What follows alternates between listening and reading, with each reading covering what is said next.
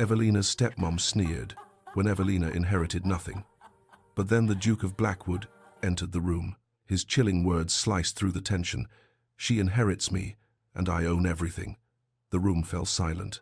But who exactly does the Duke think he is? And what does this sudden claim mean for Evelina? Is this a cruel joke or a life-changing proposal? Hello, lovely. If you're enjoying this historic romantic tale, I'd be so grateful for a like or a subscribe. It helps me bring you more stories of love, longing, and history.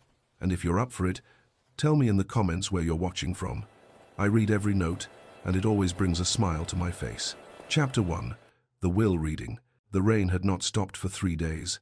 Evelina Whitford sat perfectly still on the hard-backed chair near the cold fireplace of Fairfield Manor's drawing room, her hands folded in her lap, her spine straight despite the chair's uncomfortable angle. She had learned long ago that stillness was a form of invisibility, and invisibility was survival. Across from her, Lady Margaret Whitford reclined on the plush settee like a queen holding court, her daughters arranged on either side of her like carefully positioned ornaments. Beatrice, at 21, wore new black silk that rustled with every breath. Constance, 19, had matching fabric, though cut in a slightly different style. Their mourning clothes had been commissioned from London the moment Lord Whitford's health had taken its final turn. Evelina's own dress was 5 years old, originally purchased when a distant cousin had died and had been let out twice to accommodate the subtle changes in her figure. The alterations were visible if one looked closely. Slightly puckered seams at the waist, a faint discoloration where the old stitching had been. The fabric had faded from true black to something closer to charcoal, and the style was decidedly out of fashion. She wondered if anyone in the room noticed. Probably not. They rarely noticed her at all. The November rain drummed against the windows, creating a rhythm that matched the hollow beating of Evelina's heart. Beyond the glass, the gardens of Fairfield Manor disappeared into grey mist. 3 days since they had buried her father. 3 days of this suffocating atmosphere, of Margaret's barely concealed satisfaction, of her half-sister's careful avoidance of her gaze. "The solicitor is late," Margaret announced, her voice cutting through the quiet. She consulted the ornate clock on the mantelpiece with obvious displeasure. Most inconsiderate, given the circumstances. Standards are slipping everywhere. Even the professional classes seem to have forgotten proper decorum in this post-industrial age. Beatrice murmured agreement. Constance said nothing, but her fingers worried at the black ribbon on her dress. Evelina's eyes drifted to her father's chair, the leather wingback positioned near the window where he had spent his final months, watching the estate he would soon leave behind. Even now, 3 days after his death, no one had dared to sit in it. In life, he had never invited Evelina to sit near him either. She had been permitted in his presence occasionally, always standing, always silent, always aware that she existed in his household by sufferance rather than right. The clock struck 4, and as if summoned by the chime, hurried footsteps sounded in the hallway. Mr. Pemberton, the family solicitor, appeared in the doorway, his coat dampened by rain, his spectacles fogged from the transition between the cold exterior and the slightly warmer interior. He carried a leather satchel that he clutched protectively against his chest. "Lady Margaret, my sincerest apologies for the delay." He removed his hat, revealing thinning grey hair plastered to his skull. "The roads from London are nearly impassable with the rain. I was forced to—" "Yes, yes," Margaret interrupted with a dismissive wave. "You're here now. Shall we proceed? I'm certain we all wish to have this unpleasant business concluded." Mr. Pemberton's eyes swept the room, landing briefly on Evelina before skittering away. That, too, was familiar. People rarely looked at her directly. She had become expert at reading the edges of their vision, interpreting what they thought of her by how quickly they looked away. The solicitor settled himself at the writing desk, extracted several rain-dampened documents from his satchel, and arranged them with nervous precision.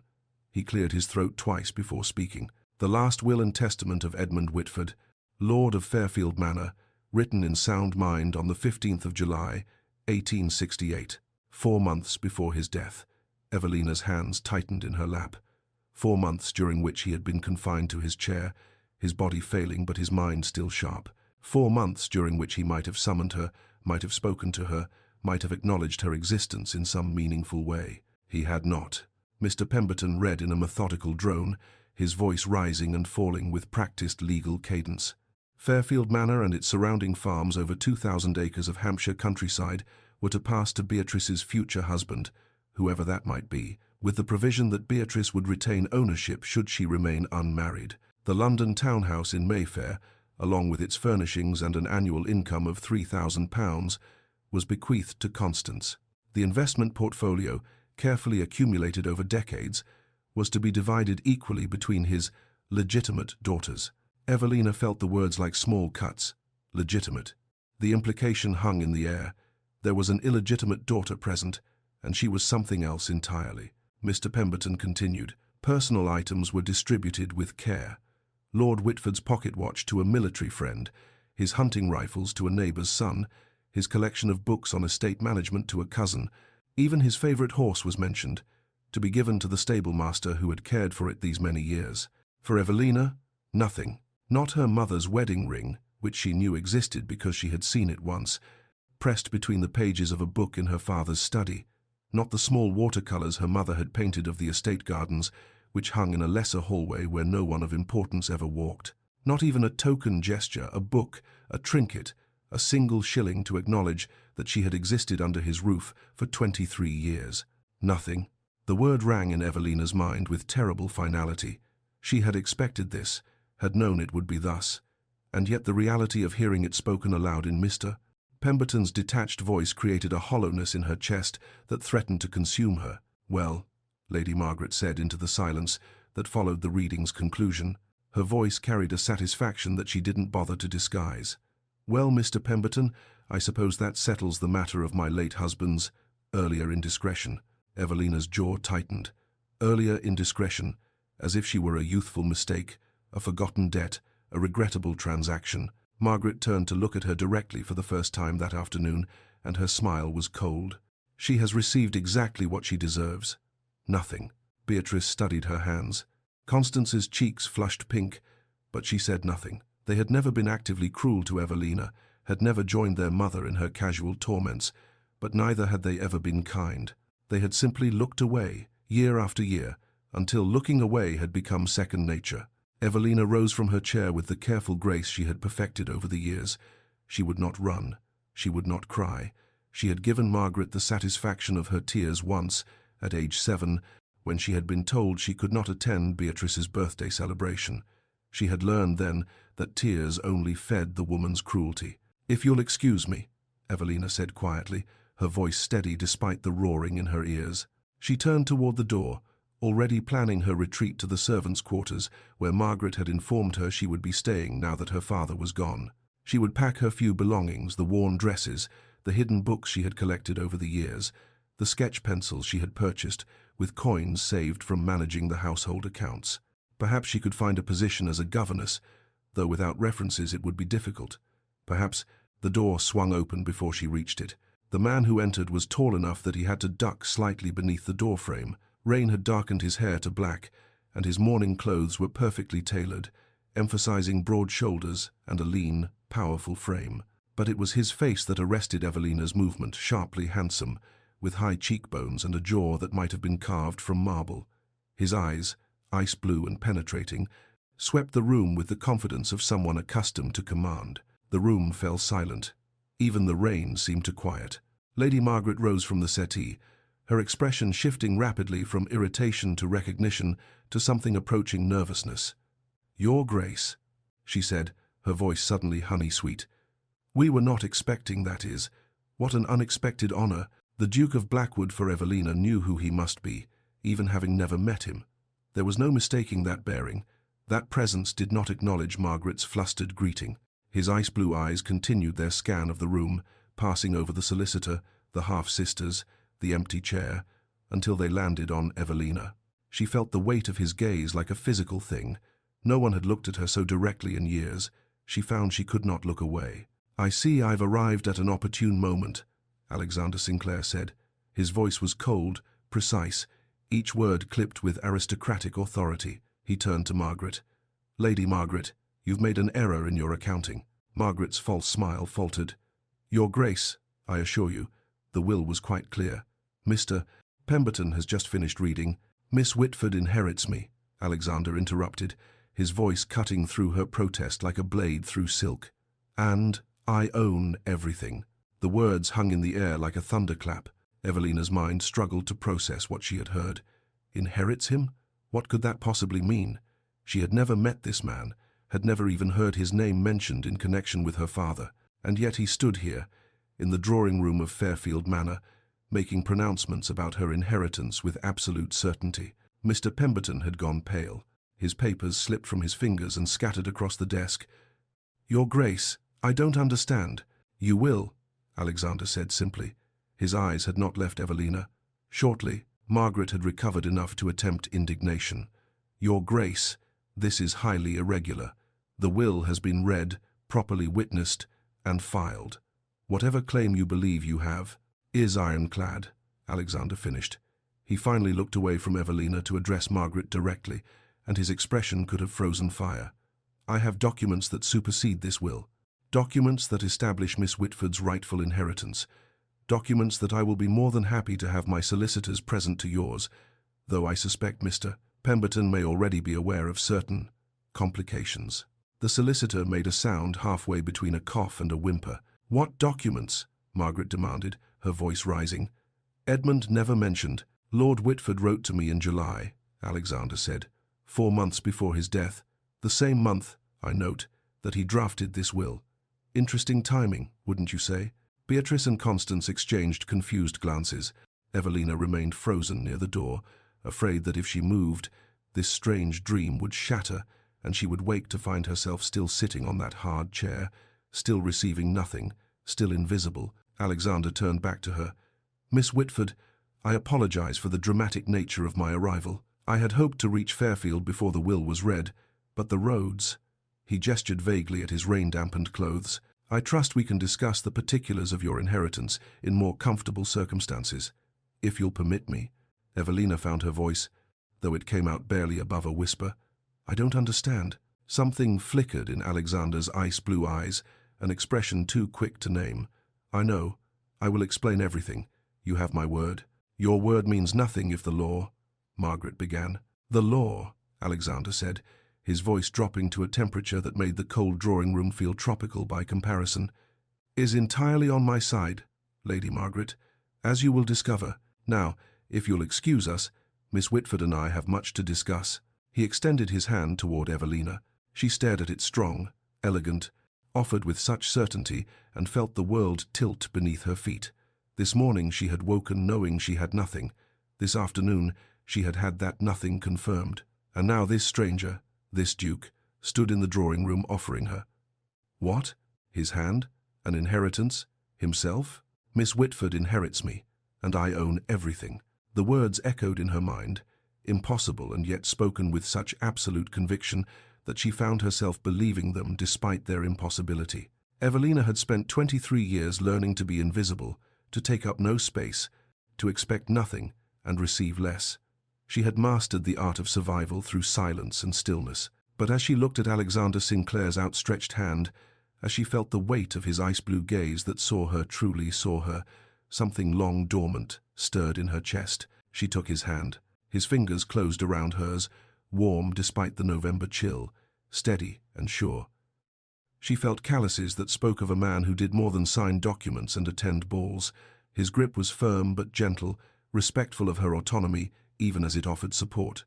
"Good," Alexander said softly, and for the first time she heard something other than cold command in his voice. "Then, let us begin." Chapter 2. The arrangement explained. "The library," Alexander said, his hand still holding Evelina's. "We require privacy for this discussion." Lady Margaret's face had progressed through several shades of red before settling on an alarming purple. "Your Grace, I must protest." "You may protest all you wish, Lady Margaret. In the library." Alexander's tone brooked no argument. "Unless you'd prefer I explain the situation here, in front of Mr. Pemberton and your daughters, I'm certain they would find the details illuminating." Margaret's mouth snapped shut. Whatever she saw in Alexander's expression convinced her that discretion was the wiser course. She swept toward the library with the air of a woman heading to her own execution, Beatrice and Constance trailing uncertainly behind her. Evelina found herself guided by Alexander's steady hand. her mind still struggling to catch up with the past 10 minutes. The library at Fairfield Manor was not large. Her father had not been a great reader, but it was warmer than the drawing room, with a fire burning in the grate. The shelves held mostly books on estate management and hunting, interspersed with the occasional novel that Margaret had deemed appropriate for her daughters. Alexander released Evelina's hand only once they were all assembled. He positioned himself near the fire, his back to the warmth, his face cast in dramatic relief by the flames. It was a commanding position, and Evelina suspected he had chosen it deliberately. Mr. Pemberton hovered near the door, looking as though he wished to be anywhere else. In July of this year, Alexander began without preamble, I received a letter from Lord Whitford. In it, he explained a matter that had weighed on his conscience for many years. He withdrew a folded paper from his coat. This letter. Margaret reached for it, but Alexander held it out of her grasp. You'll have your opportunity to examine it, Lady Margaret. Patience. He read aloud, his voice steady. Your Grace, I write to you regarding a matter of honor that I have shamefully neglected. 24 years ago, your late father and I entered into an agreement, a marriage contract between our families. At the time, I had only one daughter, born of my first marriage. Your father had only one son. The contract was meant to unite our estates and families. Evelina's breath caught. 24 years ago, she had been born in April of 1845. This contract had been written when she was an infant. Alexander continued reading. I had every intention of honoring this agreement, but after my first wife's death and my subsequent remarriage, I allowed my new wife to convince me that the contract should be reinterpreted. I was weak. I am ashamed. But as I face my own mortality, I can no longer ignore the binding nature of the agreement I made with your father. I ask that you honor it, as I failed to do. My eldest daughter deserves better than what I have given her. The silence that followed was broken only by the crackling of the fire. That's impossible, Margaret said, her voice shaking. Edmund would never. He knew that contract was meant for a legitimate heir, not some... The contract, Alexander interrupted, producing a second document. This one, yellowed with age and bearing 2 wax seals, specifies quite clearly Lord Whitford's eldest daughter. It makes no mention of legitimacy. Miss Evelina Whitford, born April 1845, is precisely that. Your daughters, Lady Margaret, were born in 1847 and 1849. They are younger. He laid the contract on the desk between them. Evelina could see the spidery handwriting, the impressive seals, the signatures at the bottom, her father's name, and another, Thomas Sinclair, Duke of Blackwood. This is a legal document, Alexander continued, his voice cold as January frost, drawn up by solicitors, witnessed by parties of good standing, and filed with the appropriate authorities. It stipulates that upon the eldest Whitford daughter reaching her majority, or upon Lord Whitford's death, whichever came first, she would be entitled to a marriage settlement, including property, income, and the protection of the Sinclair family name. Mr. Pemberton made a strangled sound. I was not aware, that is, Lord Whitford never mentioned, because Lord Whitford allowed his second wife to convince him to ignore his obligations, Alexander said, a decision he apparently came to regret. Margaret's hands clenched into fists. She's illegitimate. No court would uphold a marriage contract for a bastard child. Actually, Mr. Pemberton said quietly, if I may, Lady Margaret, the law regarding marriage contracts is quite clear. If Lord Whitford acknowledged Miss Whitford as his daughter, which he did, publicly, by allowing her to bear his name and reside in his household, then her birth status is irrelevant to the contract's validity. But her education, Margaret grasped at straws. Her complete unsuitability for... Miss Whitford has been managing your household accounts for the past 5 years, Alexander said. Evelina's head snapped up. How did he know that? I'm told her mathematical abilities are exceptional. She reads Latin and French. She plays the pianoforte. What exactly do you consider her unsuitable for, Lady Margaret? Margaret's mouth opened and closed soundlessly. Alexander turned to Evelina for the first time since entering the library. His ice-blue eyes softened fractionally. Miss Whitford, you have a choice in this matter. The contract is binding, but I am not a man who would force any woman into an arrangement against her will. He gestured around the cold library, the gesture somehow encompassing all of Fairfield Manor and the life Evelina had endured within its walls. You may remain here, if that is your wish, or you may honor your father's agreement and come with me to Blackwood Hall. I will expect nothing untoward. You will have your own quarters, your own staff, and time to become acquainted before any formal arrangements are made. The choice was an illusion, and they both knew it. Stay here, where Margaret would make her life unbearable now that she had no protection, or leave with a stranger who claimed a legal obligation to her. Terror of the unknown warred with certainty of misery. Evelina's eyes moved to Margaret's furious face, to Beatrice's studied disinterest, to Constance's barely concealed relief that she wasn't the one in this position. 23 years. 23 years of invisibility, of taking up no space, of managing accounts and mending linens and pretending she didn't exist. I'll need a quarter hour to gather my belongings. Your Grace. Alexander's expression shifted, not quite a smile, but close. Take 30 minutes. I'll have my driver bring the carriage around. Evelina's room in the servants' quarters was small and cold, tucked under the eaves where the roof sloped sharply. She had lived here for 5 years, since her 14th birthday, when Margaret had decided she was too old to occupy a proper bedroom. She moved quickly, pulling her worn traveling bag from under the narrow bed. 3 dresses, all of them dated and mended multiple times. Her nightgown, 2 pairs of stockings. She wrapped her hairbrush and the small bar of soap she'd saved from last Christmas. Then the hidden things. She pried up the loose floorboard near the window and retrieved her mother's locket, the only thing she had of her. A simple gold oval with a faded miniature portrait inside. 2 books she'd purchased from a traveling peddler with coins saved over years. Her sketch pencils, wrapped carefully in cloth. A knock at the door made her start. Mrs. Doughty, the elderly cook who had been at Fairfield since before Evelina was born, stood in the doorway. Her lined face was wet with tears. I heard what happened, dear girl. She pressed a packet wrapped in brown paper into Evelina's hands. Your mother's recipes. She copied them out in her own hand before she died. I've kept them safe all these years. She'd want you to have them. Evelina's composure, carefully maintained through the entire afternoon, cracked. Mrs. Doughty. You go with His Grace, the old woman said fiercely. You go and don't look back. Your mother would be proud of you. So proud. The embrace was brief, but fierce. Then Evelina was alone again, clutching the packet of recipes and blinking back tears she couldn't afford to shed. Not yet, not until she was far away from this place.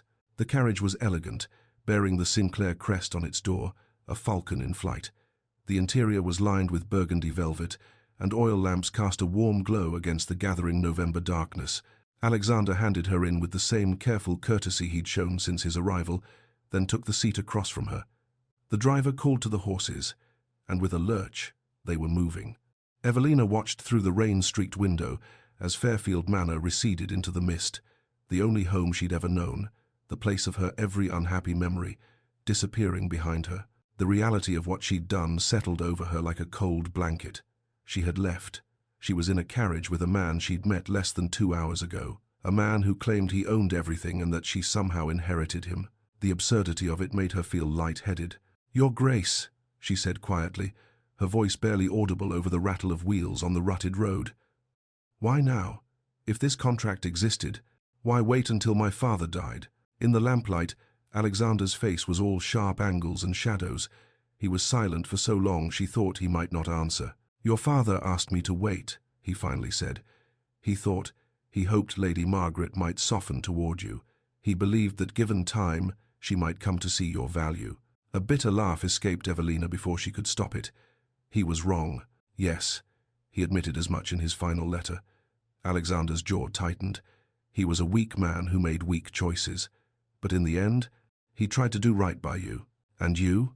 Evelina found courage she didn't know she possessed. You could have ignored his letter. Why didn't you? Another long pause. Something flickered across Alexander's face pane, quickly masked. I waited because I had my own complications to resolve. He looked away, out the window at the dark countryside. Matters of the heart that needed to be put to rest before I could honor my father's agreement. Evelina absorbed this. He had loved someone, perhaps still did. And here she was, an obligation he'd inherited along with his title. You're not obligated to marry me, Miss Whitford, Alexander said, his voice careful. The contract entitles you to a settlement, regardless of whether a marriage takes place. You'll have property, income, independence, but I am obligated to protect you while you're under my guardianship. That I will do. The carriage hit a rut, and Evelina braced herself against the wall. Protect her. Not love her, not even want her. Just protect her, because a piece of paper said he must. She should be grateful. She was grateful. And yet, some part of her, foolish, hopeful, wished for more. "I don't understand you, Your Grace," she said softly. "You seem to want nothing from me, and yet you've upended your life to honor a contract made before either of us was born." Alexander turned back to her, and in the lamplight, his ice-blue eyes held depths she couldn't fathom. "Perhaps I'm simply a man who keeps his word. Or perhaps you're a man who always gets what he wants," Evelina countered, surprising herself. This time, Alexander's smile was real, if fleeting. "Perhaps I'm both, Miss Whitford. We have a long journey ahead to Blackwood Hall. You'll have ample time to determine which." The carriage rolled on through the November night, carrying Evelina away from everything she'd known toward a future she couldn't begin to imagine. Chapter 3. Blackwood Hall and First Connections. Blackwood Hall emerged from the darkness like something from a dream. The carriage had been traveling for hours through increasingly wild countryside, the roads growing narrower as they climbed into Derbyshire. Evelina had dozed fitfully, exhaustion finally overtaking anxiety, and when she woke, the Duke was gently touching her shoulder. "We've arrived?" Miss Whitford. Through the window, she saw it, a massive Jacobean manor sprawling across a hillside, its mullioned windows blazing with light against the November night. The architecture was all dramatic gables and ornate stonework, intimidating in its grandeur yet somehow welcoming, with every window lit as if in greeting. Evelina's breath caught. This was to be her home? The carriage rolled to a stop before an entrance flanked by torches. Immediately, footmen appeared, not the 2 or 3 Fairfield could muster, but half a dozen, all in matching livery. The door opened, steps were lowered, and Alexander descended first, before turning to offer his hand. Evelina accepted it, her legs unsteady after the long journey. The cold air bit at her cheeks, carrying the scent of wood smoke and pine. "Your Grace, welcome home." An older woman in a housekeeper's black dress and crisp white cap stood at the entrance. Her face was kind, with laugh lines around her eyes and a warmth that reminded Evelina painfully of Mrs. Doughty. "And this must be Mrs. Hartwell. May I present Miss Evelina Whitford?" Alexander said. "Miss Whitford, this is Mrs. Hartwell, who has managed Blackwood Hall since before I was born." Mrs. Hartwell's smile widened as she curtsied. "Welcome home, Lady Evelina." The title struck Evelina like a physical blow. I'm only Miss," His Grace sent word ahead. "Mrs." Hartwell said gently, her eyes twinkling with understanding. "You're to be treated as the future Duchess. Now, you look exhausted, my dear. Let's get you settled." Before Evelina could protest, Mrs. Hartwell had taken her arm with maternal efficiency and was guiding her into the house. Alexander followed at a discreet distance. The entrance hall was breathtaking. Vaulted ceilings, a grand staircase that split in 2 directions, portraits of stern-faced ancestors lining the walls. But there was warmth here too, fires blazing in massive fireplaces, the scent of beeswax and lavender, the sound of distant voices suggesting a household that actually functioned rather than merely existed. "Your rooms are in the East Wing, Mrs." Hartwell explained, as they climbed the stairs. "His Grace thought you'd prefer the morning light. The suite hasn't been used since the late Duchess, bless her soul, but we've aired it thoroughly and refreshed everything." Evelina's mind reeled. A suite. She'd lived in a single room under the eaves for 5 years. Mrs. Hartwell opened a door, and Evelina stepped into a space larger than the entire servants' quarters at Fairfield. 3 rooms. A bedroom with a 4-poster bed draped in blue silk, a sitting room with elegant furniture arranged before a roaring fire, and through another door, a dressing room with wardrobes and a full-length mirror. "There's hot water for washing, Mrs." Hartwell indicated a porcelain basin and ewer painted with delicate flowers. "And I've had cook prepare a light supper. You must be famished." A tray sat on a small table, soup that steamed and smelled of herbs, fresh bread, cheese, sliced apples, real food, not the kitchen scraps Evelina had grown accustomed to at Fairfield. "I'll leave you to rest," Mrs. Hartwell said. "Ring if you need anything at all." "Anything, my dear. That's what we're here for." She paused at the door. "His Grace is a good man. You're safe here." The door closed softly, and Evelina was alone. She stood in the center of the bedroom, turning slowly to take it all in. The fire crackling cheerfully, the bed piled with quilts and pillows, the windows curtained in heavy blue velvet. Her small bag, already brought up, looking pitifully out of place on a chair that probably cost more than everything she owned. The tears came suddenly, overwhelming. Evelina sank onto the bed, so soft, so impossibly soft, and wept for the life she'd left behind, for her mother, gone 20 years but still missed, for her father, who'd finally tried to do right by her but only in death, for the sheer overwhelming contrast between the cold room under the eaves and this beautiful suite where she was welcomed, wanted, safe. She cried until she had no tears left, then washed her face in the warm water and ate every bite of the supper, savoring each mouthful like the gift it was. Morning light woke her, streaming through windows she'd forgotten to curtain. Evelina sat up, disoriented, until memory returned. Blackwood Hall, the Duke, the contract, real. She explored her rooms in daylight, discovering details she'd missed the night before. The sitting room had a writing desk stocked with paper and ink. The dressing room held wardrobes, and when she opened them, she found dresses. Simple, well-made dresses in her size, in colors she actually liked. Soft blues and grays and one in deep green. How had he known her measurements? Had her father provided them in his letter? A maid appeared young, friendly, eager to help, and soon Evelina was dressed in a blue morning gown that fit better than anything she'd worn in years. Her hair was arranged simply but neatly. When she looked in the mirror, she barely recognized herself. Mrs.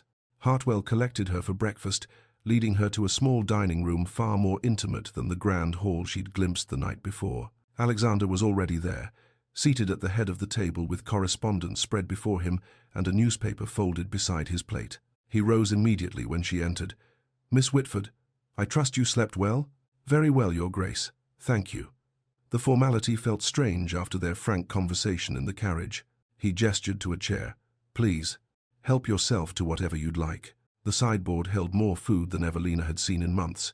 Eggs, bacon, kippers, toast, preserves, fruit. Her hands shook slightly as she served herself small portions, old habits of scarcity dying hard. They ate in silence, broken only by the clink of silverware. Alexander returned to his correspondence, giving her privacy even as they shared space. Evelina ate slowly, savoring everything, making each bite last. She didn't notice Alexander watching her until she looked up and caught him staring. His expression was unreadable, but his jaw was tight. "Forgive me," he said quietly. "I didn't mean to make you uncomfortable." "You didn't, Your Grace. I was just—" She couldn't finish. He set down his fork with careful precision. When he spoke next, it was to the air rather than to her. "Mrs. Hartwell, please ensure Miss Whitford has access to food whenever she wishes. The kitchens are always available to her." Mrs. Hartwell, appearing from nowhere as good housekeepers do, nodded. "Of course, Your Grace." Evelina's cheeks burned. He'd noticed, he'd understood, and he'd responded with quiet kindness rather than pity. The first week passed in a strange blur of adjustment. Evelina discovered the library, a glorious room lined floor to ceiling with books, at least 4,000 volumes, and spent hours there. Alexander found her one afternoon, curled in a window seat with a volume of poetry. "You're welcome to read anything here," he said. "Complete access. Consider it yours." She began helping Mrs. Hartwell with the household accounts, unable to resist when she noticed a discrepancy in the butcher's bills. Her mathematical abilities impressed the staff, and word spread that the future Duchess was both clever and kind. Alexander observed from a distance. He noticed how she thanked servants by name, how she moved through rooms as if still trying to take up no space, how she sometimes startled when addressed directly, as if expecting censure. He found himself seeking reasons to be in rooms she occupied, the library when she was reading, the morning room when she sketched, always at a careful distance, never intrusive, just aware of her presence. It was day 10 when everything shifted. Evelina had discovered a walled garden behind the east wing, overgrown and wild, but beautiful even in late November. The bare bones of what had once been carefully cultivated beds showed through the weeds. Rose vines climbed the walls, leafless now but promising. She was sketching the archway, her pencil capturing the romance of abandonment, when a voice behind her said, "My mother's garden." Evelina turned to find Alexander standing a respectful distance away, his expression softer than she'd yet seen it. "I'm sorry," she said quickly. "I didn't mean to trespass." "You're not trespassing. You live here."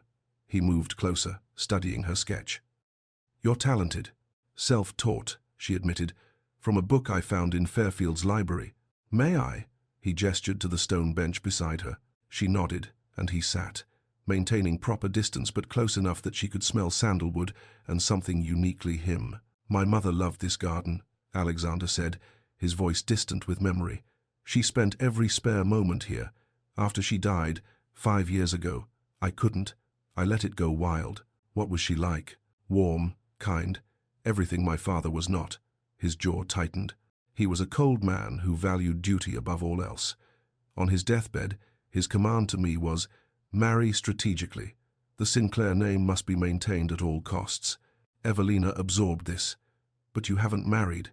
In all these years, I had my reasons. The mask slipped back into place. The silence stretched, but it wasn't uncomfortable. Finally, Evelina dared to speak her truth. My mother died when I was 3. I barely remember her, but I kept one thing she made her recipes. Foolish, perhaps, to treasure something so simple. Alexander turned to her, and his eyes were unexpectedly gentle. Not foolish. We preserve what we can of those we've lost. The conversation opened like a door. Alexander asked about her life at Fairfield, and for the first time, Evelina spoke honestly. About the loneliness, the invisibility, the small, daily cruelties that had shaped her into someone who expected nothing and made herself small. She watched Alexander's hands clench into fists. His fury, controlled but palpable, surprised her. You deserved better, he said simply. She looked at him, truly looked, and saw past the cold exterior to the grief beneath. They were both orphans, in their way, both shaped by loss and duty and the expectations of others. Thank you, she whispered, for everything. He stood abruptly, as if the moment had become too much. I should inform you we'll be going to London after Christmas. There will be a ball at the start of the season, in March, where I'll introduce you to society. You have 4 months to prepare. Evelina's stomach dropped. Society. The ball. All those people who would look at her and see exactly what Margaret saw. Not enough. Alexander must have read her expression. If you wish to learn anything, music, dancing, watercolors, languages, I'll arrange tutors. Not because you're lacking, he added quickly, but because you were denied opportunities you should have had. The casual acknowledgement of injustice made Evelina's eyes fill with tears. Alexander's discomfort was immediate. He stepped back, clearly unused to handling emotion. I'll leave you to consider what you'd like to study. Good evening, Miss Whitford. He was gone before she could respond, leaving her alone in the abandoned garden with her sketch and the growing realization that she was beginning to trust him. And that terrified her more than anything. Chapter 4. The Piano Crisis. The music room at Blackwood Hall had clearly been designed by someone who loved sound. High ceilings amplified every note, and the walls were paneled in wood that resonated with warmth. At its center sat a grand piano, a magnificent broadwood that must have cost a fortune, though a fine layer of dust suggested it had gone unplayed for some time. Evelina stood in the doorway, her heart racing. She had requested a music tutor among her studies along with French conversation and watercolors, but now that Signor Benedetti had arrived, she felt like a fraud. What right did she have to lessons from an Italian master when her only training had been stolen moments at an old schoolroom piano? Signorina Whitford? The man was small and elegant, with silver hair and sharp dark eyes. Please, come, sit. Her hands trembled as she settled on the bench. The keys were ivory, yellowed with age but perfectly maintained. She played a simple C major scale, and even that basic exercise revealed the instrument's quality. The tone was rich and pure, filling the room like liquid gold. Benedetti's eyebrows rose. Again, please. Both hands. 2 octaves. She complied. Her fingers remembered the patterns, the muscle memory built over years of secret practice. The technical skill was apparent even in something so simple, the evenness of her touch, the control, the precision. Who taught you? Benedetti demanded. No one, signor. I taught myself. From an instruction manual I found. His eyes widened in disbelief. Impossible. Play something more complex. Evelina closed her eyes, reaching for a piece she'd memorized years ago from sheet music she'd discovered in Fairfield's rarely used library. Chopin's Nocturne, in E-flat major.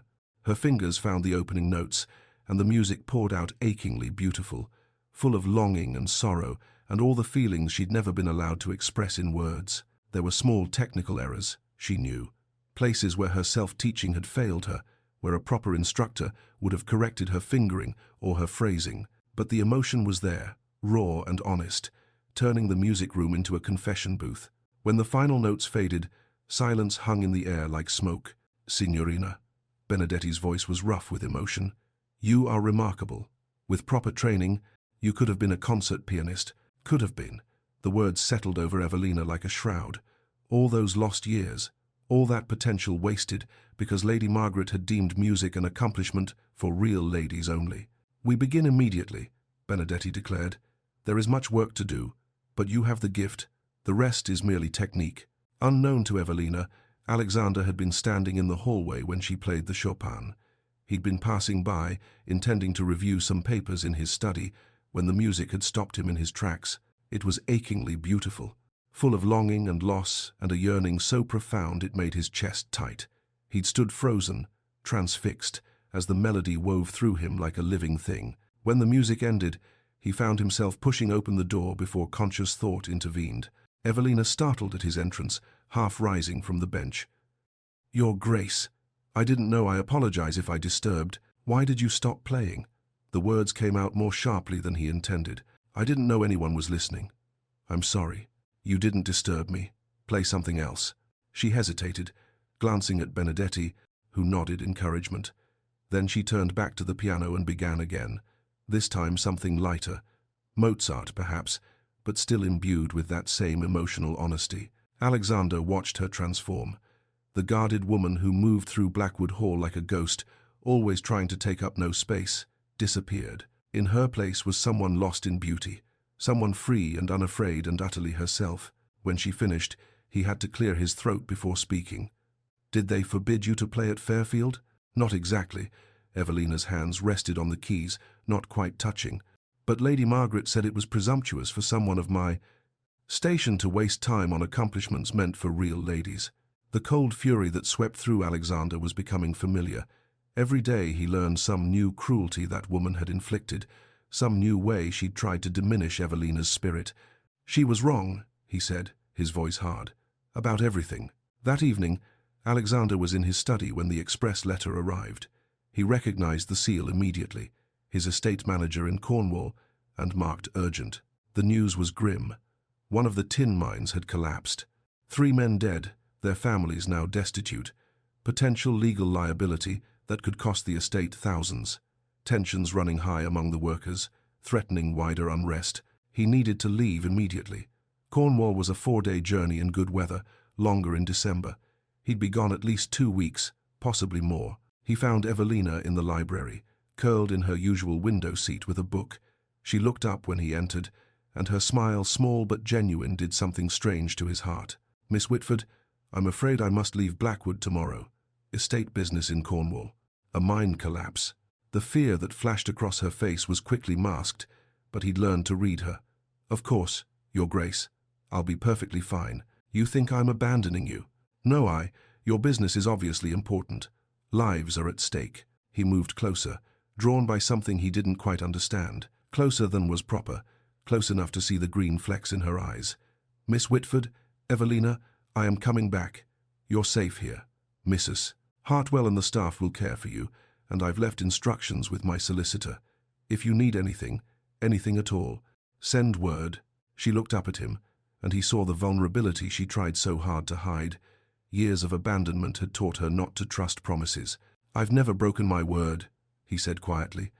"I won't start now." She nodded, not trusting her voice, and Alexander had to physically restrain himself from offering comfort. He wasn't certain he knew how to give. The next morning, before dawn, Alexander left a note and a key outside Evelina's door. He couldn't bear to wake her, couldn't bear another goodbye, so he did this instead. "The books in my study are precious to me. I trust you with them. There's a journal on the 3rd shelf, my mother's. You might find it companionable. A.S." When Evelina found it later that morning, she held the key in her palm for a long moment. His private study, his mother's journal. This was trust, freely given, and it moved her more than any grand gesture could have. The 2 weeks passed in a strange rhythm. Evelina practiced piano for hours daily, her skills improving dramatically under Benedetti's exacting instruction. She explored Alexander's study, running her fingers over the spines of books he'd chosen himself, sitting in his chair, imagining him there, and she read the late Duchess's journal. January 10th, 1843. Thomas says I worry too much about Alexander, that the boy needs to toughen up, learn to be a proper duke, but he's only 7 years old, and I see how he flinches when his father speaks harshly, how he tries so hard to be what's expected. I wish I could tell him it's acceptable to feel, to want, to need, but Thomas would never allow it. Page after page revealed an intelligent, witty woman trapped in a lonely marriage, pouring her warmth into a son who was being systematically taught to suppress every soft emotion. Evelina found parallels to her own life, but also understanding of Alexander's controlled nature. He'd been trained from childhood to wall off his heart. That he showed her any kindness at all was remarkable. She began managing more household affairs, working alongside Mrs. Hartwell with the accounts and menus. The staff responded to her with genuine affection, and Blackwood Hall started to feel like something she'd never had before, home. But she also struggled with Alexander's absence. She missed his quiet presence across the breakfast table, the way he'd appear in whatever room she occupied, always at a careful distance but there nonetheless, his rare almost smiles when she said something that surprised him. The realization hit her one evening as she sat alone in the music room, playing for an audience of empty chairs. She was falling in love with him. The thought terrified her. What if he could never return such feelings? What if she was simply an obligation he'd chosen to honor? The letter arrived on day 12. Evelina recognized the seal, the Fairfield Manor solicitor. Her hands shook as she broke it open. Miss Whitford, I write on behalf of Lady Margaret Whitford to inform you that the purported marriage contract between yourself and His Grace the Duke of Blackwood has been challenged on grounds of your illegitimate birth. Lady Margaret demands your immediate return to Fairfield Manor. Failure to comply will result in legal action against His Grace for unlawful confinement and potential kidnapping charges. You are further informed that any settlement or property claims based on said contract will be vigorously contested in court. I remain, etc., Mr. Grimsby, solicitor. The paper slipped from Evelina's fingers. Legal action. Kidnapping. What if Alexander decided she was too much trouble? What if he realized the scandal would damage his name beyond repair? Mrs. Hartwell found her 20 minutes later, still standing frozen in the entrance hall where the letter had been delivered. My dear, what's wrong? Evelina handed her the letter wordlessly. The housekeeper read it, her expression darkening. Then, surprisingly, she chuckled. That woman never learns, does she? What if His Grace decides I'm not worth the trouble? Child, look at me. Mrs. Hartwell took Evelina's hands. His Grace isn't a man who backs down from challenges, and I've seen how he looks at you when you're not watching. Evelina's heart stuttered. How does he look at me? Like you're a puzzle he's trying to solve, and like maybe he wants to be solved in return. Alexander returned 3 days later, in the middle of a December snowstorm. He was covered in travel dust, exhausted from 4 days of hard riding, but his first words to the footman who took his coat were, "Where is Miss Whitford?" "The music room, Your Grace." He found her there, playing something melancholy that matched the grey light filtering through snow-covered windows. She stopped mid-phrase when she saw him, and relief flooded her face so completely it took his breath away. "You came back. I said I would." He moved closer, noting the shadows under her eyes, the tension in her shoulders. "What's happened?" Wordlessly, she handed him Margaret's letter. Alexander read it, his expression growing progressively colder. Then, surprisingly, he laughed, a short, harsh sound devoid of humor. "She has no legal standing whatsoever. My solicitor will respond. You're not going anywhere." A pause, waited with things unsaid. Then, quietly, "Unless you want to leave," Evelina's whispered response. "No, I don't want to leave." Something shifted in Alexander's expression, hope, perhaps, or fear, or some combination of both. He was still standing close, still in his travel clothes, completely improper. His hair was disheveled from the wind, and there was mud on his boots, and he'd come straight to her before even changing. "I should let you return to your practice," he said, though he didn't move. "I'm told you've been making remarkable progress." As he finally turned to go, Evelina spoke. "Your Grace, I read your mother's journal. Thank you for sharing her with me." Alexander stopped. For just a moment, vulnerability showed in his face. She would have liked you. After he left, Evelina returned to the piano, but her mind was elsewhere. The walls around her heart were crumbling, and she had no idea how to stop it, or if she even wanted to. Chapter 5. The London season begins. London in late February was a different world entirely. The Sinclair townhouse in Mayfair was elegant, all cream-coloured stone, and tall windows overlooking a square planted with bare winter trees, but it felt less like home than Blackwood Hall. The rooms were smaller, the ceilings lower, the air tinged with coal smoke and the constant rumble of carriage wheels on cobblestones. Evelina noticed the change in Alexander almost immediately. In Derbyshire, he had been gradually softening, those careful walls lowering inch by inch. Here, surrounded by the rigid hierarchies and watchful eyes of London society, his ducal armour snapped back into place. He was colder, more formal, every movement calculated for public consumption. It frightened her more than she wanted to admit. "We'll begin making calls tomorrow," he informed her over breakfast their second morning in town. "Lady Pemberton first. She's influential and, more importantly, fair-minded. If we secure her approval, others will follow." Evelina's hands tightened on her teacup. "And if we don't, we will." It wasn't confidence, exactly. More like absolute certainty that failure was simply not an option. The modistes' establishment on Bond Street was a temple to feminine fashion. Madame Rousseau, tiny, French, terrifyingly chic, circled Evelina like a predator evaluating prey. "She has good bones," the woman declared in heavily accented English, "and the colouring unusual, but we work with it. Your Grace, you have vision for what you want?" Alexander, who had insisted on accompanying them despite the impropriety, gestured to a bolt of emerald silk. "That? For the ball gown?" Madame Rousseau's eyebrows rose. "Bold choice. It will make her eyes extraordinary, but such a colour demands confidence." "She has it," Alexander said simply. Evelina protested as the dressmaker began taking measurements. "Your Grace, this is too extravagant. The cost—" "You'll be presented as my intended Duchess," Alexander interrupted, his tone brooking no argument. "You'll be dressed accordingly. Intended." The word hung in the air between them like smoke. They had not discussed actual marriage since that first night at Fairfield. The contract entitled her to a settlement regardless. She could take the money, the property, and walk away. Neither of them had acknowledged that truth aloud, but it shadowed every interaction. Madame Rousseau's sharp eyes missed nothing. Love match or arrangement? "Does it matter?" Alexander's voice was cold. "For the dress, no. For the woman wearing it, yes."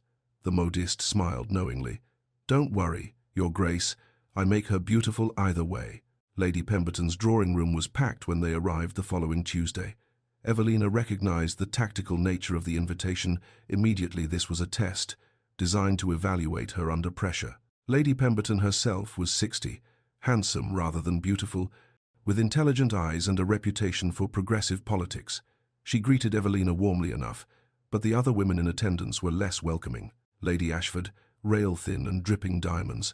Mrs. Drummond-Burrell, whose power over Almack's vouchers could make or break a debutante. The Duchess of Lennox, young and beautiful, and watching Evelina with undisguised curiosity. "Miss Whitford," Lady Ashford began, her voice sweet as poisoned honey.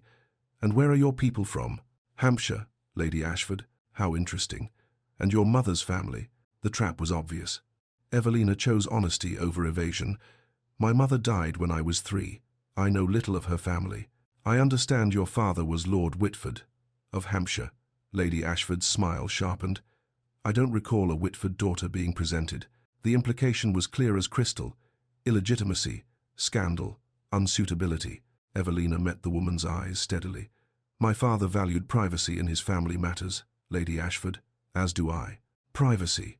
Lady Ashford's laugh was brittle. "How convenient." Alexander, who had been conversing with Lady Pemberton across the room, materialized at Evelina's side with the predatory grace of a wolf. "Miss Whitford has been managing Blackwood's household accounts for the past 3 months. Her mathematical abilities are remarkable. Perhaps you ladies might consult her on the new budgeting reforms Parliament is considering for estate management." He'd skillfully redirected the conversation from scandal to competence, and Lady Pemberton, bless her, seized the opportunity. "Indeed, I'd be most interested to hear your thoughts, Miss Whitford. These reforms could significantly impact how estates are managed." "Do you follow the debates?" Evelina did. She'd been reading the Times religiously at Blackwood, and discussions of Irish land reform and tenant rights had fascinated her. She spoke carefully but with genuine knowledge, and watched Lady Pemberton's expression shift from polite interest to actual engagement. The tide shifted, subtly. Not complete acceptance, but a crack in the wall of dismissal. As they were leaving, Evelina overheard Lady Ashford's stage whisper to Mrs. Drummond-Burrell, "He must pity the poor girl." What else could it be? The words struck like a blade between her ribs. That evening, Evelina found Alexander in the library of the townhouse. He was reviewing correspondence, but looked up immediately when she entered. "Why are you doing this?" The question burst out before she could stop it. "Truly?" Alexander set down his pen with careful precision. "The contract obligates me to protect you, and you've proven yourself more than capable of being a duchess. But you don't love me." The words fell into silence like stones into water. Alexander's face went carefully blank. "I don't know if I'm capable of that anymore," he said finally, "but I respect you. I enjoy your company. Isn't that a better foundation than the passionate matches that burn out?" Evelina's heart clenched. He was offering her pragmatism, partnership, everything except the one thing she had begun to desperately want. "And what if I wanted more than respect?" Alexander looked at her with such intensity she almost stepped back. His ice-blue eyes held something raw and unguarded for just a moment before the mask slammed back into place. "Then you might be disappointed," he said, his voice rough. "I am not an easy man to love." "No," Evelina agreed quietly, "but perhaps I am not an easy woman to love either." The conversation ended there, both of them shaken, neither willing to push further toward truths they weren't ready to face. Lord James Hawthorne arrived the next afternoon while Alexander was out. He was everything. Alexander was not gregarious, charming, with laugh lines around his eyes and an easy manner that immediately put people at ease. "Miss Whitford, a pleasure to finally meet you properly." Alexander's spoken of little else these past months. Evelina doubted that very much, but appreciated the kindness. "Lord Hawthorne, would you like tea?" "Actually, I need to speak with Alexander." "Is he in?" "He's gone to his club. Is something wrong?" Hawthorne hesitated, clearly debating how much to share. "Lady Margaret is in London." Evelina's stomach dropped. "I see. She's been active in society, spreading certain stories about you and his grace. Nothing Alexander's solicitors can't handle, but thought he should know." Another hesitation. "She's also been seen with Lady Caroline Blackwood, rather frequently." At the name Caroline, something cold slithered down Evelina's spine. Alexander's face had gone carefully blank when Hawthorne mentioned it, and Evelina noticed. After Hawthorne left, she confronted Alexander directly. "Who is Caroline?" "Someone from my past. It's not relevant. If Lady Margaret thinks it's relevant enough to parade her around London, perhaps I should know." Alexander's jaw tightened. He moved to pour himself brandy, then seemed to think better of it. 5 years ago, I was involved with Lady Caroline Blackwood. My father forbade the match. She was a baron's daughter, acceptable but not advantageous. I was prepared to defy him. He delivered the next part flatly, emotionlessly. Caroline chose to marry the Earl of Harwich instead, for his title and wealth. Evelina absorbed this. "Did you love her?" "I thought I did, but I was young and foolish. And now? If she's in London." Alexander met her eyes, and she saw old pain there, carefully locked away. "Now I am engaged in honoring a contract with you. Whatever I felt then is irrelevant." It wasn't the reassurance she wanted. It wasn't a declaration that he felt nothing for Caroline now, just that his duty to Evelina took precedence. She should be grateful for his honesty. Instead, she felt hollow. The night before the ball, Evelina couldn't sleep. Her mind raced with images of tomorrow, the scrutiny, the whispers, Margaret's poison spreading through society like disease, and Caroline, beautiful, titled Appropriate Caroline. She found herself drawn to the music room, settling at the pianoforte and playing softly, something melancholy that matched her mood. I heard the music. Couldn't sleep either. Alexander stood in the doorway, still dressed but rumpled, as if he'd been pacing his own rooms. "I'm sorry if I disturbed." "You didn't." He moved into the room, closing the door behind him with improper intimacy. "Tomorrow weighs on you." "Tomorrow, Caroline, all of it." He sat beside her on the bench closer than proper, but darkness made its own rules. "I'm not good at this. At feeling. My father trained it out of me. And Caroline, what happened with her made me believe it was better to feel nothing. And yet you feel anger on my behalf. You feel protective. You feel something. Yes, he admitted quietly, and she heard the fear beneath the word. And it terrifies me. The confession hung between them, fragile and honest. Tomorrow will be difficult, Alexander said. Society will judge you. Margaret will try to destroy you, but I will be beside you. That I can promise. I'm not afraid of society's judgment anymore, Evelina whispered. I'm only afraid of what? Of this not being real, of waking up and finding myself back at Fairfield. Alexander did something unprecedented. He took her hand, his fingers warm and solid around hers. This is real. Whatever else it is, or isn't, it's real. They sat there in the darkness, hands clasped, both terrified of tomorrow and of the feelings neither was quite ready to name. Outside, London slept. Inside, two damaged souls found something that might, someday, resemble hope. Chapter 6. The Ball and Margaret Strike. Evelina stood before the full-length mirror in her chambers and barely recognized the woman looking back. The emerald silk gown fit perfectly, its color transforming her eyes into jewels. Madame Rousseau had outdone herself. The bodice was elegant without being ostentatious. The skirt fell in graceful lines that suggested wealth without screaming it. Her hair had been dressed by a lady's maid Alexander had hired, swept up with subtle artistry that emphasized the slender column of her neck. But the transformation was internal as much as external. The invisible girl who had sat on a hard-backed chair at Fairfield Manor, expecting nothing and receiving less, was gone. In her place stood a woman who had survived, who had learned to value herself, who refused to be diminished. Mrs. Hartwell appeared in the doorway, and tears immediately filled her eyes. "Oh, my dear, you look like a duchess." Evelina turned from the mirror, feeling the silk whisper around her legs. "I feel like an imposter." "Then you're a magnificent one." The housekeeper squeezed her hands. "Hold your head high tonight. You've earned this." Evelina's resolve hardened. She would not let Margaret win. Not tonight. Not ever again. The ballroom of the Sinclair London residence had been transformed into something from a fairy tale. Crystal chandeliers blazed with hundreds of candles, hothouse flowers impossible in March, but procured at enormous expense, filled every corner with the scent of roses and lilies. An orchestra occupied a raised platform, their instruments gleaming. 300 guests packed the space, all of London's elite crammed into one room to witness the Duke of Blackwood's mysterious intended. Evelina waited at the top of the grand staircase, her hand resting lightly on Alexander's arm. He looked devastating in formal black, every inch the powerful Duke. But when he looked down at her, something softened in his ice-blue eyes. "Ready?" he murmured. "No, but let's proceed anyway." His lips quirked in that almost smile she'd come to treasure. "That's my girl." They descended together, and Evelina felt the collective weight of 300 gazes. The conversations died away like a wave receding. She heard the intake of breath, saw the fans snap open, watched mouths form, whispered words she was grateful she couldn't hear. But she kept her head high, her steps measured, her hand steady on Alexander's arm. Not because she felt confident, but because she refused to give them the satisfaction of seeing her falter.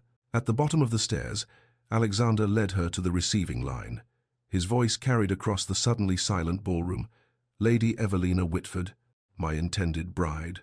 The words were a declaration, a claim, a line drawn in the sand. The reactions were mixed. Some guests offered genuine warmth. Lady Pemberton's smile was encouraging, Lord Hawthorne's greeting charmingly enthusiastic. Others barely concealed their disdain, their curtsies perfunctory, their eyes assessing and finding her wanting. Evelina smiled and nodded and murmured appropriate responses, all while her heart hammered against her ribs. Then Margaret arrived. She swept in like a ship in full sail, Beatrice and Constance trailing in her wake like reluctant dinghies. Her gown was purple silk, pushing the boundaries of half-mourning for Lord Whitford, and diamonds glittered at her throat and wrists. Her smile was venomous as she approached. "Your Grace," she curtsied to Alexander with exaggerated deference. "What a quaint gathering." Then she turned to Evelina, and her eyes were cold as January frost. "How unexpected to see you here, my dear. Playing dress-up, are we?" Every instinct screamed at Evelina to shrink, to apologize, to disappear. 23 years of conditioning was hard to overcome. But she thought of Alexander's hand on hers in the darkness, of Mrs. Hartwell's tears, of the woman in the mirror who refused to be invisible. "Good evening, Lady Margaret," she said, her voice calm and measured. How kind of you to attend. The social cut was subtle but unmistakable. Evelina turned away to greet the next guest, dismissing Margaret as if she were of no consequence whatsoever. Margaret's face flushed purple to match her gown. When Alexander led Evelina onto the dance floor for the first waltz, the rest of the room faded away. His hand was warm at her waist, properly positioned but somehow intimate. They moved together with surprising ease. All those lessons with the dancing master had paid off, and Evelina found herself relaxing into the rhythm. "You're doing beautifully," Alexander murmured. "I'm terrified." "I know. So am I." She looked up at him, surprised. "You? Afraid?" His expression was unguarded for once, vulnerable in a way she'd rarely seen. "Of what I'm feeling, of what it means." The music swelled around them, Strauss or something equally romantic, and they danced in charged silence. Evelina felt it then, the shift between them, the acknowledgement of something neither was quite ready to name. He cared for her, perhaps not love, not yet, but something real and growing. When the dance ended, polite applause rippled through the ballroom. Alexander kept her hand in his a moment longer than necessary, and Evelina felt hope bloom, dangerous and bright in her chest. The evening progressed in a blur of introductions and conversations. Several young ladies cut Evelina directly, turning their backs with deliberate rudeness, but others, impressed by Alexander's obvious devotion, engaged her in genuine conversation. She discussed the recent Irish land reforms with a Member of Parliament's wife, debated the merits of Chopin versus Liszt with a music patron, held her own in discussions of estate management and household economics. She was holding her own, and it felt like victory. Then came the supper interval. Margaret had been drinking champagne steadily throughout the evening, the colour high in her cheeks, her movements increasingly unsteady. Evelina had been watching her warily, sensing the storm building. It broke during the pause between dancing and supper. Margaret's voice, pitched to carry across the suddenly quiet room. "Your Grace, I must commend you on your charitable nature. Taking in my late husband's byblow and elevating her so far above her station, though I wonder if you've considered the scandal when the truth of her origins becomes widely known." The room went deathly silent. Every eye turned to Evelina. This was the moment she dreaded: public humiliation, her illegitimacy thrown in her face before all of London society. But something had changed in Evelina over these past months. She was no longer that frightened girl on the hard-backed chair. She stepped forward, and her voice rang clear and steady. "Lady Margaret, I have never hidden my birth. Yes, I am Lord Whitford's daughter, born before his marriage to you.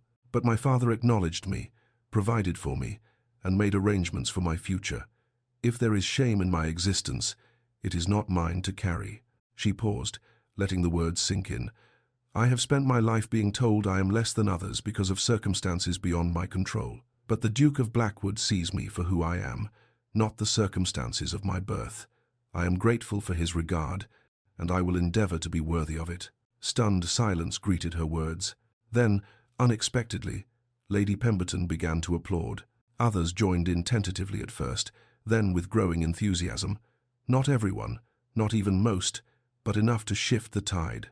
Margaret's face turned an alarming shade of purple. Alexander stepped forward and took Evelina's hand. His voice rang across the ballroom with ducal authority. "Lady Margaret, your presence here is no longer welcome. I must ask you to leave." Gasps rippled through the crowd. A duke publicly ejecting a guest was scandalous, unprecedented. "You cannot," Margaret sputtered. "I can and I am. You have maligned the woman I intend to marry. You have attempted to destroy her reputation out of spite. I will not tolerate it under my roof." He turned to address the assembled guests, his hand still holding Evelina's. "Miss Whitford is the most remarkable woman I have ever known. She has more intelligence, more grace, and more genuine nobility than half the people in this room who inherited their titles. I am honored that she has agreed to become my wife." It wasn't quite a declaration of love, but it was the closest Alexander had come. Evelina's eyes filled with tears, not of sadness, but of overwhelming gratitude. Margaret stood frozen, fury and humiliation warring on her face. Then she turned and stormed toward the exit, Beatrice and Constance trailing behind her. At the doorway, Constance glanced back at Evelina with something that might have been apology. Then they were gone. The ball continued, but the atmosphere had shifted. Evelina found herself surrounded by well-wishers, some genuine, many opportunistic, all eager to be seen supporting the Duke's choice now that he'd made his position clear. She smiled and nodded and thanked them, exhaustion creeping in at the edges but exhilaration keeping her upright. Late in the evening, she and Alexander escaped to the terrace. The March air was cold, but Evelina welcomed it after the stifling heat of the ballroom. "Thank you," she said quietly, "for defending me. I meant every word." Alexander's expression was serious. "Evelina, I need to tell you something." "Alexander, a word." Lord Hawthorne appeared in the doorway, his expression urgent. "It's urgent." Alexander's jaw tightened with frustration, but he nodded. "I'll only be a moment." He squeezed Evelina's hand and disappeared back into the ballroom. Evelina stood alone on the terrace, watching the London night and feeling the unreality of everything that had just happened. Through the windows, she could see guests still dancing, still drinking champagne, the evening continuing as if nothing momentous had occurred. Then she saw her, a beautiful woman in sapphire blue, blonde hair dressed in elaborate curls, speaking with Alexander near the orchestra. Even from a distance, Evelina could see the familiarity between them, the way the woman touched Alexander's arm, the way he leaned in to hear her over the music. Lord Hawthorne gestured toward the terrace, toward Evelina. The blonde woman turned and looked directly at her. Even across the crowded ballroom, Evelina felt the assessment, the measuring. This woman was everything Evelina was, not classically beautiful, perfectly polished, utterly appropriate. And Evelina knew, with sinking certainty, exactly who she was. Caroline. Chapter 7. The Caroline Shadow. Evelina woke to grey London light filtering through the curtains of her chamber. For a moment, she felt the lingering warmth of triumph. Alexander's public declaration, Margaret's defeat, the applause that had followed her words. Then she remembered the woman in sapphire blue, and the warmth died. At breakfast, Alexander was already seated. Correspondence spread before him like a barricade. He looked up when she entered, and something flickered in his ice-blue eyes before the mask settled back into place. "Good morning. I trust you slept well." The formality felt like a step backward after the intimacy of the ball. Evelina took her seat, her hands unsteady as she reached for the teapot. "Well enough, thank you." She wanted to ask about Caroline, wanted to demand who that woman was, why they'd looked so familiar with each other, what they'd discussed, but the words stuck in her throat, trapped by years of learning not to ask for things she had no right to. "I have business meetings all day," Alexander said, not quite meeting her eyes. "Estate matters, parliamentary discussions. I likely won't return until evening." "Of course," Evelina forced a smile. "I'll be perfectly fine." He left shortly after, and Evelina was alone with her spiraling thoughts. Lord Hawthorne arrived mid-morning to check on them, his usual cheerfulness slightly muted. Evelina, desperate for information and unable to bear the uncertainty, did something unprecedented. "Lord Hawthorne, who is Lady Caroline Harwich?" He froze, teacup halfway to his lips. "Alexander hasn't told you?" He mentioned her briefly.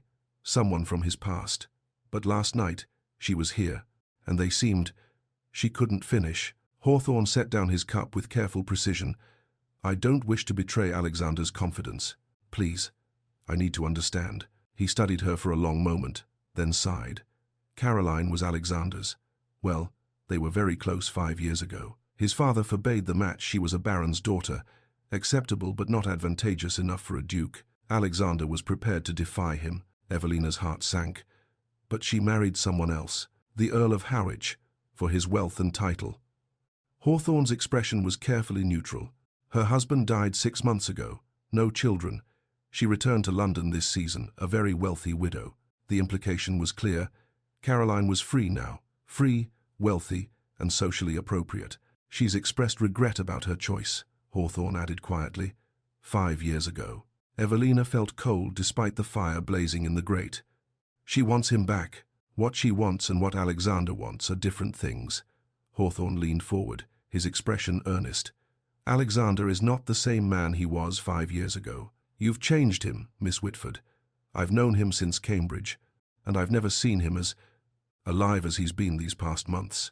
But Evelina's old insecurities were surfacing, all those years of being told she wasn't enough flooding back.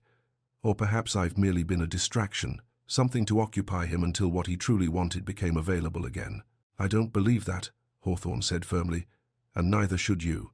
But belief required courage Evelina wasn't certain she possessed. The next afternoon, seeking distraction, Evelina ventured to Hatchard's bookshop on Piccadilly.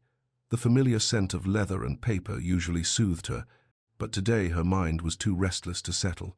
She was browsing the poetry section when she heard a voice cultured, musical, achingly familiar from the ball. "The new Tennyson is disappointing, I'm afraid. All that Arthurian nonsense. Give me the earlier work any day." Evelina froze. Through a gap in the shelves, she could see Caroline with an older woman, likely a companion.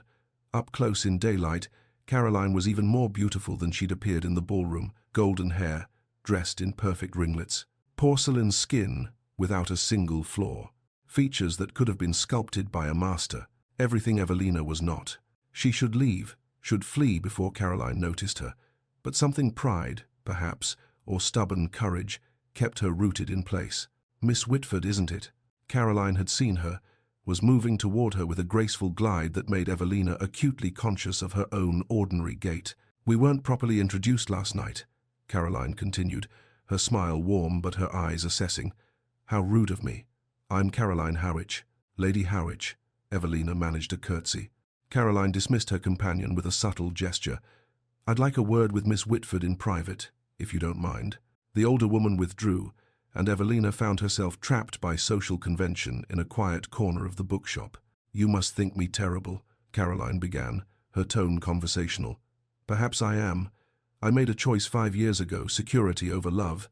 I thought I was being practical. I was just being a coward." Evelina said nothing, waiting for the blade she knew was coming. "I've regretted it every day since," Caroline continued.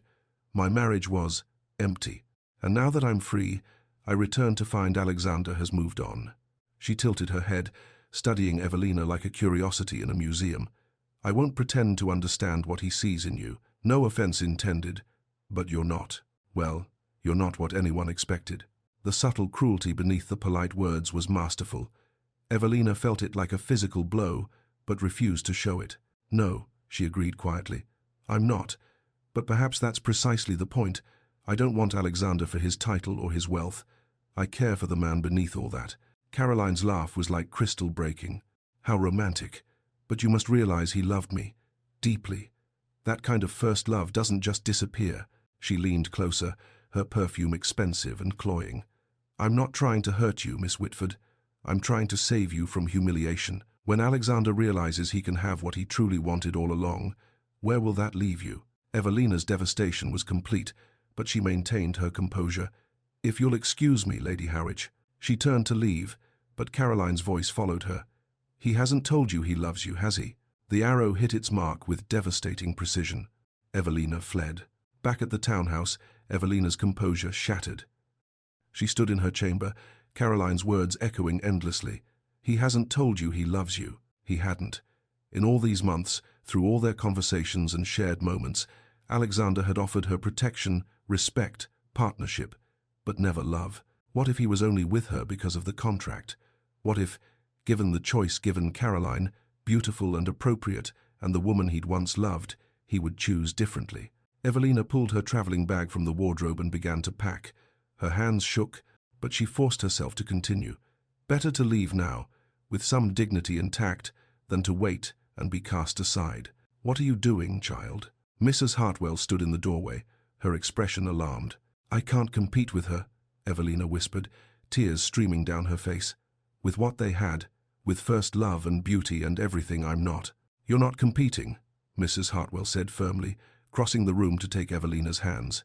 "You're offering something entirely different." But Evelina couldn't hear it. The old wounds had reopened, and she was drowning in the certainty of her own inadequacy. Alexander found the half-packed trunk when he returned that evening. His face went deathly pale. "What is this?" Evelina forced herself to meet his eyes. "I think perhaps we should reconsider this arrangement." "Why? What's happened?" "I met Caroline today," at his sharp intake of breath. "She loves you still, or so she says." Alexander's jaw tightened. "What she feels is irrelevant." "Is it? Can you honestly tell me you feel nothing for her?" The pause was too long. "I loved her once, 5 years ago, but that man doesn't exist anymore. And what about the man you are now? What does he feel? Why are you doing this?" Alexander's frustration was palpable. Evelina's voice broke. "Because you've never said you love me. You've offered me protection, respect, partnership, but not love, and I've realized that She couldn't continue. You what? Alexander demanded. I've fallen in love with you, she whispered, and I can't bear to be second choice to a ghost. Alexander stood frozen, clearly unprepared for this confession. His walls snapped into place, his face going carefully blank. Love is not. I cannot. Cannot what? Feel it? Or admit it? Evelina, I have spent 5 years teaching myself not to be vulnerable, not to want things I cannot have, not to feel, and yet you feel anger, you feel protectiveness. You felt wounded by Caroline's betrayal. You feel, Alexander, you just won't let yourself love. His raw honesty, when it came, was devastating, because everyone I've ever loved has either died or left me. My mother, my father, in his way. Caroline, I will not give that power to anyone again.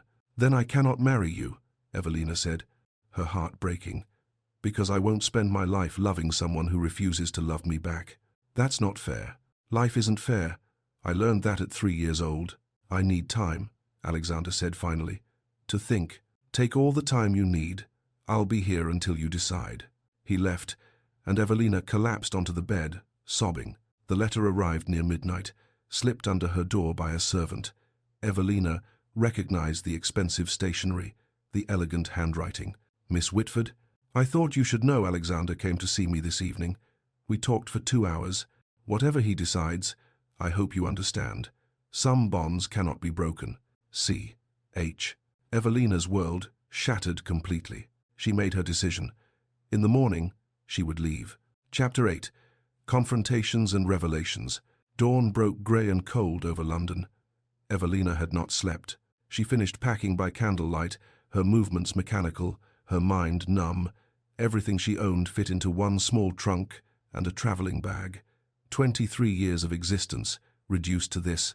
She left the note on her writing desk, the words blurring through her tears as she wrote them.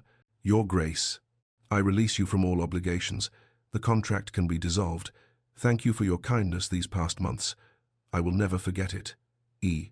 W. Simple, dignified, final. She found a footman in the hallway and requested transport. Where to, miss? He asked. The question stopped her. Where indeed? She had no money of her own, no friends in London, no references for employment. The bitter irony settled over her like a shroud. She had to return to Fairfield, back to Margaret. She was loading her trunk when she heard footsteps on the stairs. Heavy, hurried. Then Alexander appeared at the end of the hallway, and her breath caught. He looked terrible. His hair was dishevelled, his cravat missing, his waistcoat unbuttoned. He clearly hadn't slept either. You're leaving? It wasn't a question. Evelina forced herself to meet his eyes. Yes, because of what Caroline told you, that I visited her, did you? A pause that lasted an eternity. Yes. The confirmation broke something in Evelina's chest, but she maintained her composure. Then there's nothing more to discuss. There's everything to discuss. Evelina, let me explain. I don't want explanations. I want... She couldn't finish. What did she want? Love, freely given. A man who chose her without reservation. Things she had no right to demand. She tried to move past him, but Alexander blocked her path. It matters to me, he said. What you want, does it? Truly? Or am I just another obligation? Alexander's frustration finally boiled over. You are the most infuriating, stubborn, remarkable woman I have ever met, and He stopped abruptly, the words dying on his lips. You what? Evelina demanded, echoing their conversation from days ago. But his walls were still up, his defenses intact. I need you to stay, to give me time. Time for what? To decide between me and Caroline? To work out which is the more advantageous match? That's not... I won't be chosen, Alexander. Evelina's voice was steady despite her breaking heart. I choose myself. For the first time in my life, I choose myself. She pushed past him and left. The journey to Hampshire was long and lonely. Evelina hired a public coach, spending precious coins she'd saved from household management. The other passengers, a merchant's wife, 2 clerks, an elderly clergyman, ignored her, absorbed in their own concerns. She arrived at Fairfield Manor as dusk was falling, the familiar grey stone looking grimmer than ever in the fading light. Margaret answered the door herself, clearly having dismissed most of the staff. Her shock at seeing Evelina was almost comical. "What are you doing here?" Evelina lifted her chin. "The engagement is ended. I need temporary lodging until I can make other arrangements." Margaret's expression shifted to cruel delight. I knew he'd come to his senses. Once a bastard, always a bastard. The old Evelina would have crumbled. The new one simply asked, "May I stay or not?" Margaret's calculation was visible. Having Evelina here, defeated, was too delicious to refuse. The servants' quarters, fine. In London, Alexander stood in his study surrounded by reminders of Evelina. The household accounts in her precise handwriting, a book she'd left on his desk, a ribbon marking her place, her sketch of the rose garden, which he'd found and kept without telling her. "Where's Miss Whitford?" Lord Hawthorne stood in the doorway, his usual cheer notably absent. "She left. And you let her go?" Alexander's composure cracked. "I don't know how to do this, James. I don't know how to be what she needs. Did she ask you to be anything other than honest?" "She asked me to love her. And do you?" Silence stretched between them. Then, quietly, "I'm terrified that I do." Hawthorne crossed the room and poured them both brandy. "Then why did you let her leave?" "Because I did go to Caroline last night. Evelina was right about that." Hawthorne's hand stilled on the decanter. "And Caroline said she wanted me back, that she'd made a mistake, that we could start again." "What did you say?" Alexander took the brandy but didn't drink. "I told her she was 5 years too late, that whatever I felt for her had died the day she married Harwich, that I couldn't even remember why I'd loved her in the first place. Because all I could think about was Evelina." The words poured out now, unstoppable. Her courage, her kindness, the way she transforms when she plays piano, how she makes me want to be better than I am. "You're an idiot," Hawthorne said flatly. "I'm aware. Go after her. She won't want to see me. Then make her listen."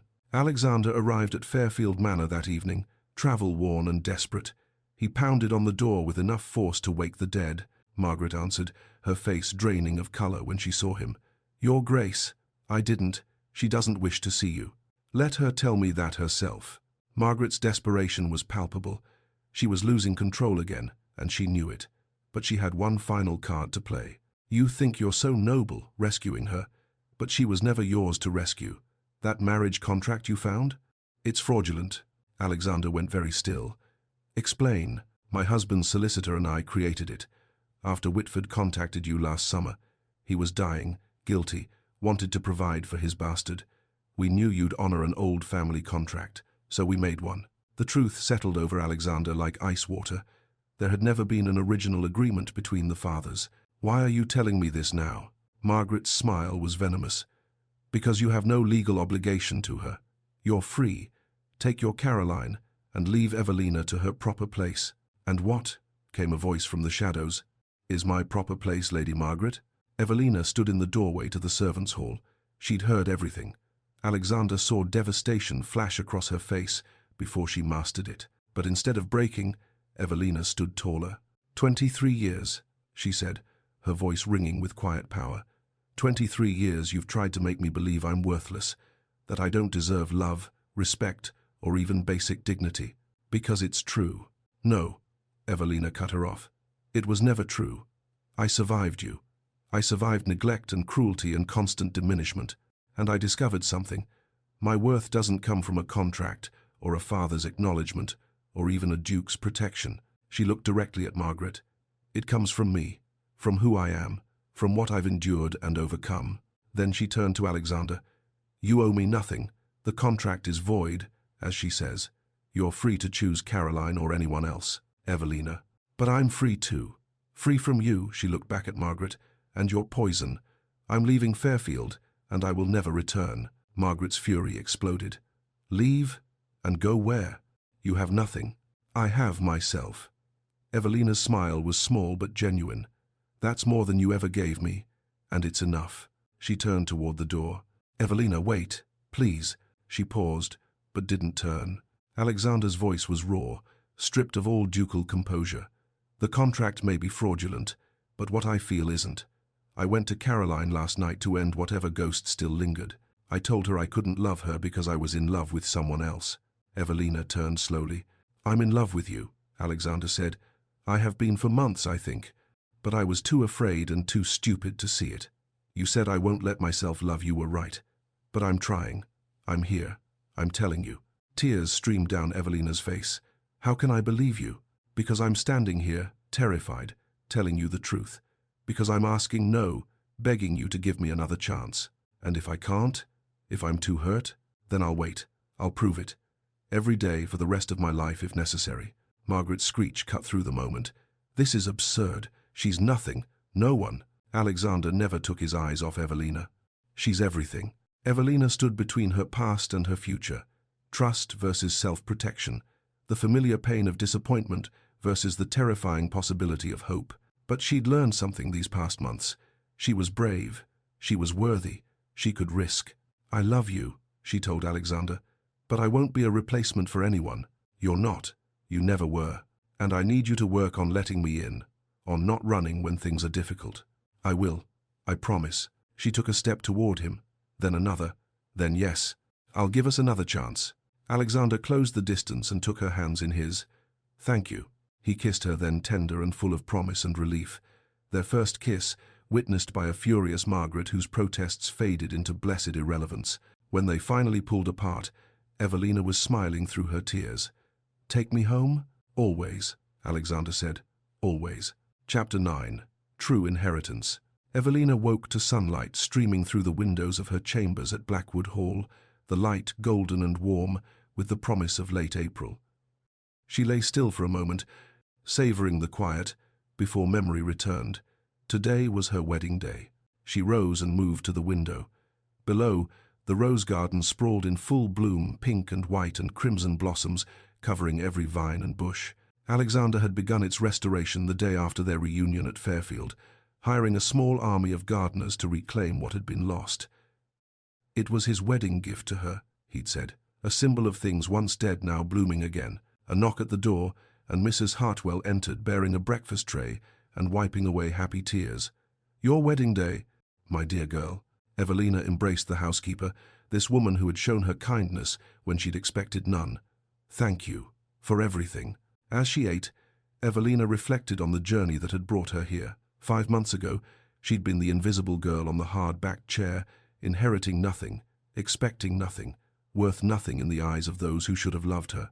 Now she sat in a duchess's chambers, about to marry a man who had taught her that love was not obligation but choice. The transformation still felt like a dream. The wedding would be small and intimate by their choice. 50 guests, no more. People who genuinely cared for them rather than the 300 society demanded. Her gown hung ready, simple ivory silk, elegant in its restraint, but the lace at the sleeves and neckline was special, taken from Alexander's mother's wedding dress, a gift that had made Evelina weep when he'd presented it. "She would have wanted you to have it," he'd said simply. Another knock. Evelina called permission to enter, expecting her lady's maid, but instead Beatrice and Constance appeared in the doorway, both looking hesitant. "May we come in?" Beatrice asked. Evelina hadn't seen her half-sisters since that terrible night at Fairfield. Surprise rendered her momentarily speechless. Then, of course, they entered, both dressed simply but elegantly. Constance spoke first, the words tumbling out as if rehearsed. "We wanted to apologize. For years of silence. We should have defended you against Mother." "We were cowards," Beatrice added quietly. "You were brave." Evelina felt old anger stir, then fade. They had been children, as she had been, shaped by the same woman who had tried to break her. "You were children, as was I. I forgive you." The relief on their faces was palpable. Constance stepped forward. "Mother has left England, gone to live with her sister in Edinburgh. She couldn't bear the scandal after. Everything." Evelina felt only relief, no triumph. Margaret's exile was her own doing, her own choice. "I hope she finds peace." "You're generous," Beatrice said, "more generous than she deserves." A moment of fragile connection passed between the three sisters. It would never be deep affection. Too much history stood between them, but perhaps, in time, something like friendship might grow. "Thank you for coming," Evelina said. "It means more than you know." The Blackwood Chapel was small and ancient, its stone walls dating back to the 13th century. 50 guests filled the wooden pews, Lord Hawthorne as Alexander's best man, Lady Pemberton surprisingly present as Evelina's supporter, household staff who had become friends, a few carefully chosen members of society who had proven themselves genuine. As Evelina walked down the aisle on Mrs. Hartwell's arm, the housekeeper, standing in as the mother she'd never had, she saw Alexander waiting at the altar. His expression stole her breath. Awe and love and lingering disbelief at his good fortune, all written plainly on his face for anyone to see. The cold duke was gone entirely, replaced by a man whose heart showed in his eyes. The vows were traditional, the same words spoken by countless couples before them, but when Alexander said, "I do," his voice cracked with emotion, and when Evelina echoed the words, she meant them with every fiber of her being. Their kiss was tender and sweet, witnessed by people who genuinely wished them well. No calculation, no scheming, just pure joy. The wedding breakfast was held in Blackwood's great hall, the long table laden with spring flowers and fine food. Laughter echoed off the ancient stones as toasts were made. Lord Hawthorne stood, glass raised. "I've known Alexander since our days at Cambridge. I've seen him in many circumstances, usually dour ones, but I've never seen him happy, until Evelina." Lady Pemberton followed, her voice carrying authority. "To the Duchess of Blackwood, may she inspire us all to value character over circumstance.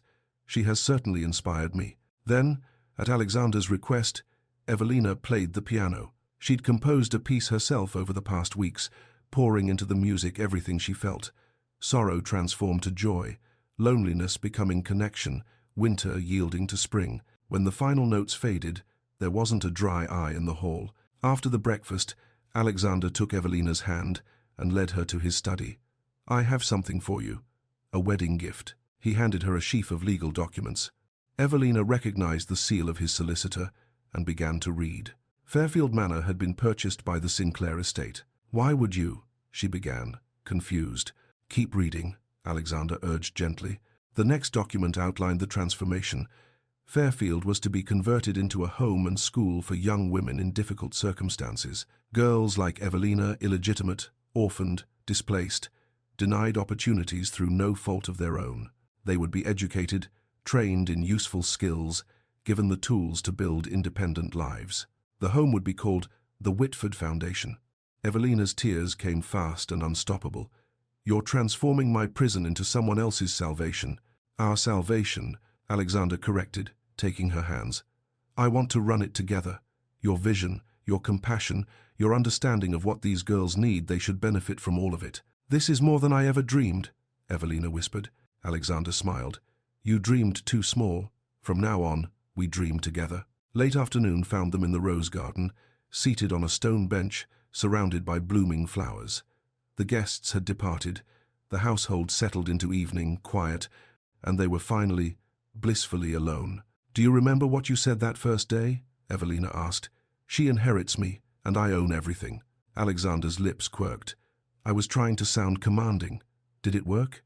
"It terrified me, but now I understand what you meant." "Do you?" "You were saying I wasn't inheriting things, money, property, titles.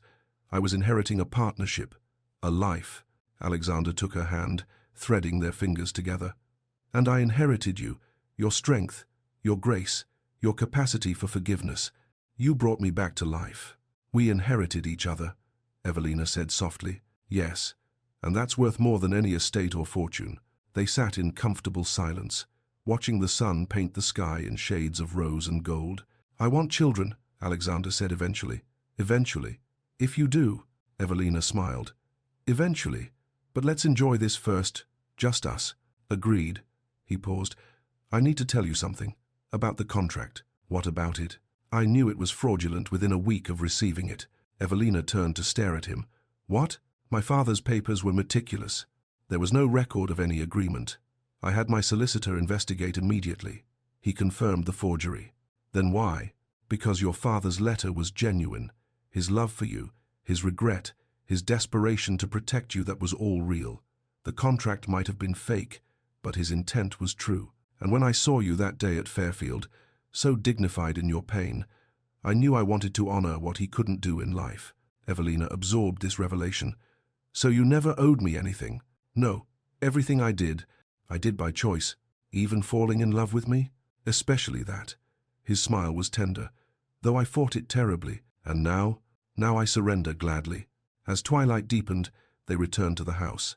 At the threshold, Alexander lifted Evelina in his arms. "What are you doing?" she laughed. "Carrying my Duchess across the threshold.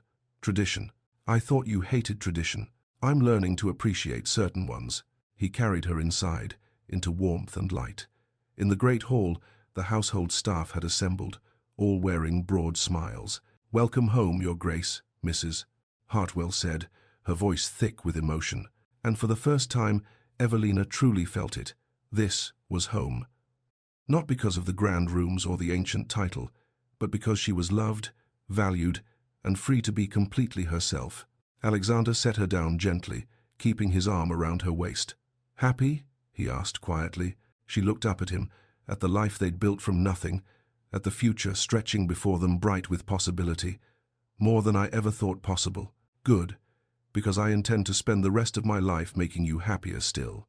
Together, hand in hand, they ascended the grand staircase, equal partners, beloved and beloved. The girl who inherited nothing had gained everything that truly mattered. And the Duke who owned everything had finally found something worth more than all his wealth: love, freely given and joyfully received. In the rose garden beyond the windows, the last light faded from the sky, and the flowers once dead, now blooming, released their sweetness into the spring night.